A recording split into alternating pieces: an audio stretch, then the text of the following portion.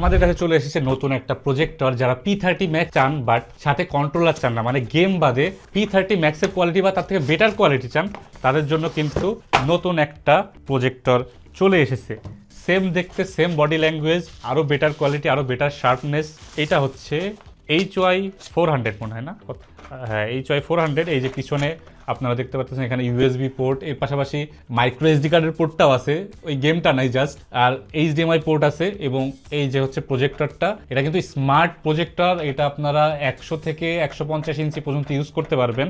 আর এইটা আমার কাছে মনে হয় যে যদি কন্ট্রোলার বাদে নিতে চান তাহলে one of the best projector. আর এর চেয়ে কম দামে আসলে প্রজেক্টর পাওয়া যায়, কিন্তু আমরা খুব একটা রেকমেন্ড করি না ওইটা নেওয়ার ক্ষেত্রে। তো এই প্রজেক্টরটা কিন্তু আমাদের কাছে অ্যাভেলেবেল আছে, খুবই মানে আমরা ট্রাই করতেছি মার্কেটে রিজনেবল প্রাইসে দেওয়ার জন্য। এবং আপনারা কিন্তু এতে লাইভ টিভি দেখতে পারবেন, অথবা আপনারা খেলা দেখতে পারবেন, ইউটিউব দেখতে পারবেন, মানে অ্যান্ড্রয়েডের যত সিস্টেম আছে। এর পাশাপাশি এইচডিএমআই তে কিন্তু আপনারা অন্যান্য ডিভাইসও কানেক্ট করতে পারবেন, এবং ইউএসবি দিয়ে আপনারা চাইলে মুভি টুভি লোড করে কিন্তু এতে দেখতে পারবেন, বা কোনো অ্যাপ চাইলে ইনস্টল করতে পারবেন। এটা আমাদের কাছে অ্যাভেলেবেল আছে HY400।